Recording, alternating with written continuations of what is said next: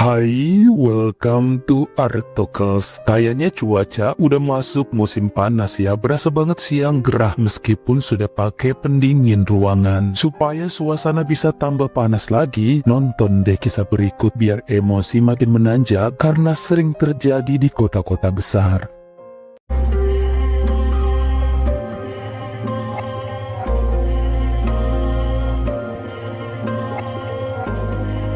Cantik, pintar, ramah, dan enak diajak ngobrol adalah ciri khas dari perempuan ini yang bernama Suryani Polo, kelahiran tahun 92, yang bekerja bagian keuangan di pusat perbelanjaan Odean yang ada di kota Songkhla, negara Thailand. Jika kita lompat ke tahun 2018 sampai 2020, Suryani menjalin hubungan dengan seorang pria bernama Montri yang sudah dikenal dari dulu karena teman sebangku waktu SMA. Cek LBK, mereka pacaran namun belakangan hubungannya tidak direstui orang tua karena berbeda keyakinan. Padahal saat itu udah sama-sama bucin. Namun apa boleh dikata, sempat juga Suryani ngikut kabur ke wilayah Pattaya akibat kerasnya sang ayah menolak Montri. Dikira kawin lari adalah solusi terbaik untuk memperjuangkan cinta, ternyata batal karena dia kemudian pulang ke rumah sebab ibunya meninggal. Suryani pun berjanji di atas pusara sang mama untuk tidak berhubungan lagi dengan Montri dan akan mencari calon suami yang seagama sesuai permintaan terakhir.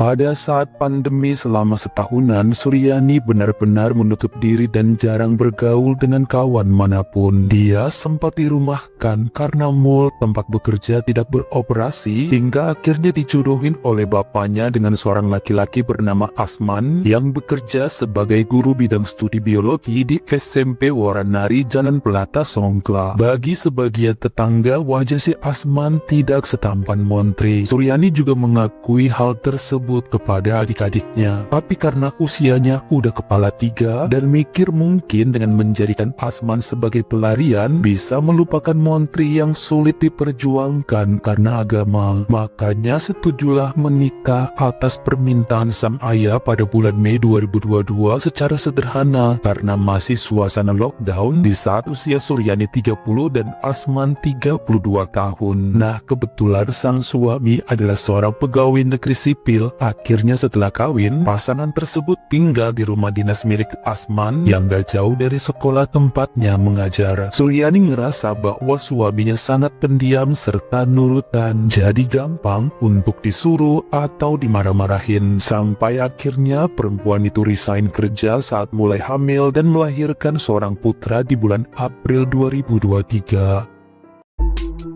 Buat kamu pecinta kisah-kisah kriminal, kita kenalan lagi yuk sama channel yang super seru bernama Mabar Kriminal. Bisa bikin pikiran kita traveling karena nyimak kasus yang di luar ekspektasi tetangga. Kisah-kisah unik tapi tetap bikin adrenalin kamu terpacu kencang dengan kasus yang bikin kita siksak shock. Yang pasti menjadi salah satu channel andalan seputar dunia kriminal yang di luar nalar manusia. Ekspektasi dan realita emang gak selalu sama, makanya wajib menambah wawasan agar kita tetap terselamatkan. Abis nonton videonya Bang Artokels, jangan lupa mampir ke Mabar Kriminal agar pengetahuan kamu tidak tertinggal.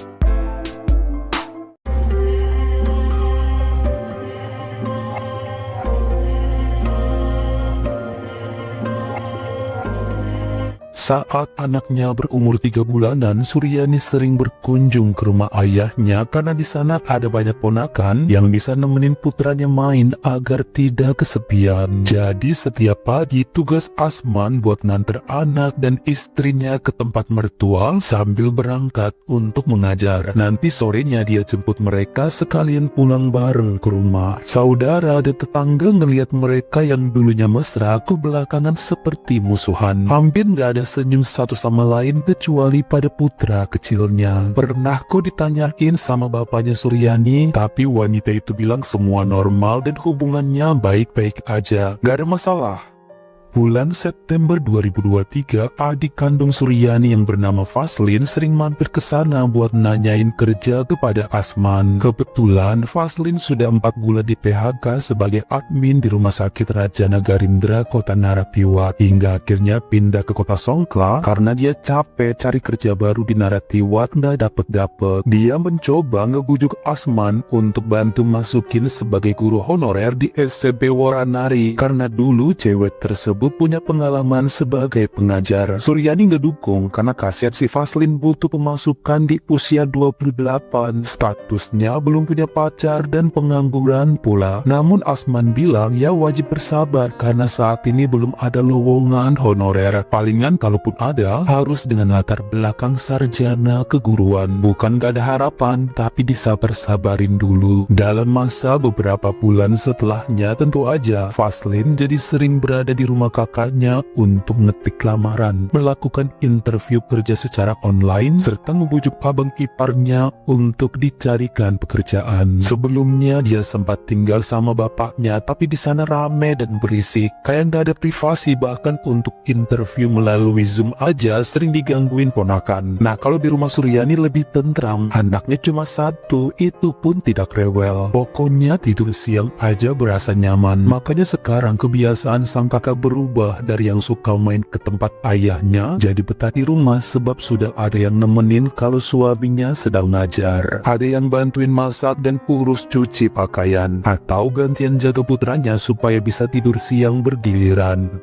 Sejak bulan November 2023 justru seringnya Faslin yang ngejagain ponakan di rumah karena Suryani selalu beralasan ada urusan di kantor lamanya. Ada data yang wajib dikerjakan karena perubahan sistem komputer. Suaminya udah nyuruh sih supaya nggak usah mau, jangan campurin lagi, toh nggak digaji kan sekarang. Namun Suryani bilang ya nggak apa-apa kali nolongin, siapa tahu nanti adiknya bisa dimasukin kerja di shopping mall Odean bagian keuangan menggantikan posisinya. Tapi sampai berbulan-bulan belum kelar juga urusan, dan seringnya malah nggak jelas Suryani pergi kemana kalau nggak ada di rumah. Sampai suatu ketika si Faslin melihat history chat serta pesan suara saling berbalas antara kakaknya dengan sang mantan pacar Montri. Faslin kenal dengan Montri karena dulu sering main ke rumah dan diusir bapaknya karena tidak direstui. Makanya coba dinasehatinlah sang kakak yang diancam akan dilaporkan pada Asman kalau masih macem-macem. Namun Suryani mendadak nangis sambil bilang hatinya masih terpaut pada Montri yang sulit dilupakan. Belakangan nekat juga ya si Faslin cerita pada Asman bahwa kakaknya masih ada rasa sama mantannya.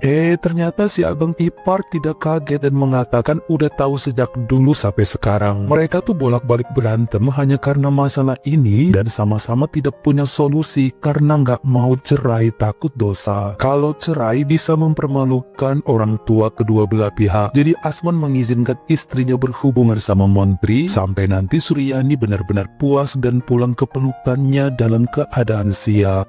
Belakangan si Faslin jadi kasihan sama Asman yang nampak terlalu lugu buat jadi suami. Seharusnya sebagai kepala rumah tangga, ya tegas aja jangan membiarkan istrinya main gila di luaran. Gak ada alasan mentok tanpa solusi. Pergunakan dong powernya sebagai suami untuk mengatur istrinya. Ini kan udah dosa jatuhnya karena Suryani enak-enakan dengan laki-laki lain. Kalau gak cinta sama Asman ya terserah, paling tidak pikirkan nasib anaknya. Bukannya gak mau ya si Faslin negur kakaknya lebih keras, tapi harusnya sang suami yang nasehatin. Tapi emang kelihatan banget Asman lemah dan tidak tegaan. Dia malah curhat pernah dihina oleh Suryani sebagai pria jelek yang gak tahu diri, serta diancam akan ditinggalkan. Makanya sekarang males ribut dan ngerasa akan lebih baik saling diam karena ibunya Asman lagi sakit. Entar kalau dengar kabar gak enak atau mendengar kabar putranya bercerai malah bikin kondisi semakin runyam. Si Faslin ngerasa iba dan mulai menjadi tempat curhatan bagi abang iparnya di saat kesepian. Mulai menjadi bahu sandaran saat Asman lemah tak berdaya, serta menjadi tempat pelampiasan nafsu. Karena sebenarnya sejak istrinya hamil 2 bulan di pertengahan 2022, gak pernah lagi suaminya mendapat kepuasan biologis. Sekarang tanpa sadar si Faslin rela melakukannya karena kasihan serta jatuh hati pada lelaki tersebut. Dosa sih emang, tapi udah terbawa perasaan dan mencoba ngikut arus. Jadi dia dilanjut meski tahu semua yang diperbuat menyalahi aturan. Pada hari Jumat tanggal 22 Desember 2023 sore, terjadi pertengkaran hebat antara Suryani dengan suaminya sampai wanita itu melempar piring dan gelas ke halaman belakang lalu mengacak-acak makanan di dalam kulkas. Setelahnya dia cuekin anaknya yang nangis kemudian beranjak pergi. Vaslin cuma bisa geleng kepala sambil menidurkan si kecil lalu menuju kamar untuk menenangkan hati Asman. Keduanya terhanyut suasana hingga terjadi perbuatan saling lahap-melahap tubuh. Gak taunya secara mendadak Suryani balik ke rumah lagi dan menyaksikan adik serta suaminya sedang kuda-kudaan hingga emosinya pun tak tertahankan. Kedua orang tersebut langsung lompat dari kasur untuk minta maaf, namun sang kakak fokusnya hanya kepada Vaslin sebab yakin selama ini adiknya yang merayu Asman karena dia tahu sang suami pendiam. Kalau bukan Vaslin yang mulai duluan, kayaknya mustahil deh Asman yang menggoda terlebih dahulu. Sang kakak mengusir adiknya dari rumah sembari mengancam bahwa dia akan menceraikan Asman karena ketahuan main dengan Vaslin. Biar nanti bapak dan mertuanya tahu bahwa selama ini ada kebusukan di dalam rumahnya. Suryani akan meminta pisah dengan alasan tersebut dan bakal kawin dengan Montri karena sudah dikhianati. Dalam waktu 2 minggu setelahnya tidak ada kabar apa-apa dari Vaslin dan gak tahu juga kemana perginya. Bahkan Suryani pun belum cerita pada siapa-siapa mengenai perbuatan suaminya kemarin. Belum juga mengajukan cerai sesuai ancamannya. Masih banyak yang dipikirin termasuk hak asuh sang putra nanti. Bolak-balik Asman meminta maaf dan janji akan memperbaiki segalanya, namun Suryani belum bergeming seperti bingung mau memilih jalan yang mana. Pada Senin pagi tanggal 8 Januari 2024, ternyata Vaslin datang ke rumah mereka sembari membawa buah dan makanan untuk ponakan kecilnya sekaligus mau minta maaf. Dia berlutut di kaki kakaknya namun masih dicuekin. Siang harinya saat Asman kerja mendadak tubuh Suryani kejang-kejang dan mulutnya mengeluarkan busa. Vaslin pun menghubungi ayah dan abang iparnya supaya cepat pulang dengan mengatakan sang kakak terkena serangan jantung lalu meninggal tiba-tiba tanpa sempat dibawa ke rumah sakit. Sampai besokannya tubuh Suryani pun langsung dikebumikan.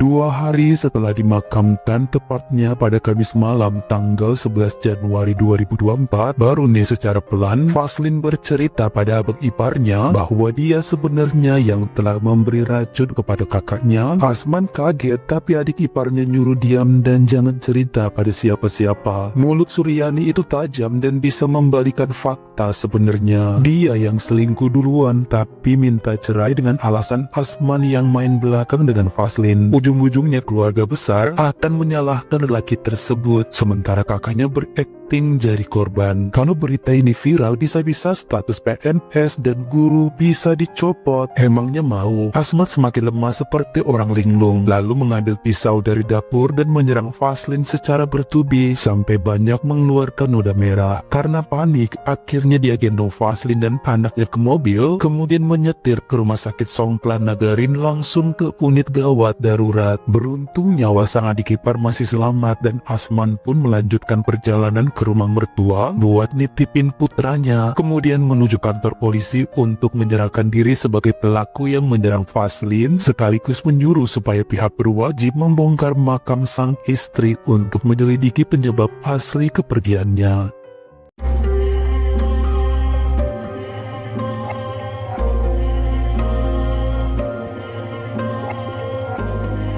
Dari hasil otopsi yang dilakukan oleh ahli forensik, memang ditemukan penyebab kepergian Suryani bukanlah karena serangan jantung, melainkan zat berbahaya racun sianida. Makanya jejak penelusuran dilakukan terhadap Vaslin yang ketahuan selama 2 minggu setelah diusir kakaknya kemarin, ternyata balik ke Naratiwat, yakni ke Rumah Sakit Raja Nagarindra tempat dia dulu bekerja, untuk menemui rekannya yang berprofesi sebagai perawat dan apoteker guna minta zat berbahaya, lalu dibawa dibawa kembali ke Songkla buat menghabisi kakaknya. Siang itu saat Asman sedang mengajar secara terus-menerus, Faslin minta ampunan pada kakaknya, kemudian membuatkan teh campuran racun yang diminum oleh Suryani, lalu merenggut nyawanya dengan acting bahwa sang kakak terkena serangan jantung dan juga pura-pura bilang bahwa tadi udah sempat memanggil dokter namun gak ada harapan. Semua orang percaya begitu aja hingga dilakukan pemandian jenazah serta penguburan tanpa campur tangan lagi dari pihak medis. Ternyata belakangan Faslin malah cerita pada Asman yang polos hingga terkuaklah semua kisah di balik kejahatan itu. Faslin pun terpaksa ngaku pada polisi karena ada bukti bekas zat di dalam tasnya. Namun teman yang ngasih racun tidak ditangkap ya, karena dia pun kena tipu dengan omongan Faslin mengenai tujuan meminta benda tersebut.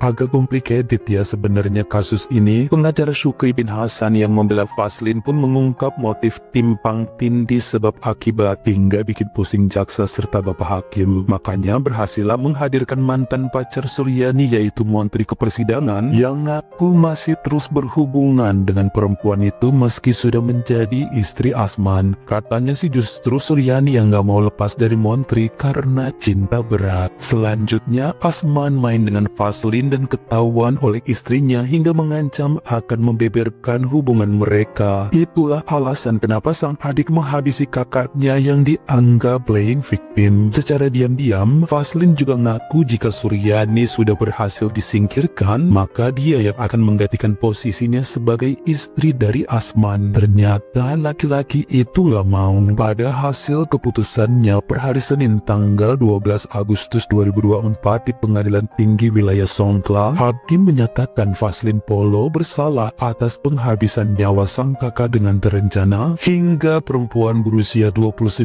tahun tersebut pun terkena hukuman penjara seumur hidup. Sementara Asman dijatuhi vonis 3 bulan kurungan atas penyerangan terhadap Faslin dengan menggunakan pisau dapur. Bagaimana menurut kamu? Harusnya si Asman diam aja nurut perintah adik iparnya ya. Kan mereka bisa hidup bahagia tanpa ada yang terluka dan dipenjara. Malah sekarang saling serang. Kalian komen di bawah. Kalau kamu suka sama video ini, jangan lupa klik like serta tombol share-nya. Buat yang baru pertama kali mampir atau udah sering mampir nih tapi belum berlangganan, jangan lupa klik dulu tombol subscribe dan juga dinyalain notifikasinya supaya lain kali kalau misalnya saya upload video baru, kamu jadi orang pertama yang tahu. Follow juga Instagram saya jika berkenan di Artokels S-nya 2. Dan jangan lupa untuk nontonin semua video saya yang lainnya. Ingat ya, tetap jaga jari dan juga lidah kita supaya nggak nyakitin hati orang lain. Terima kasih.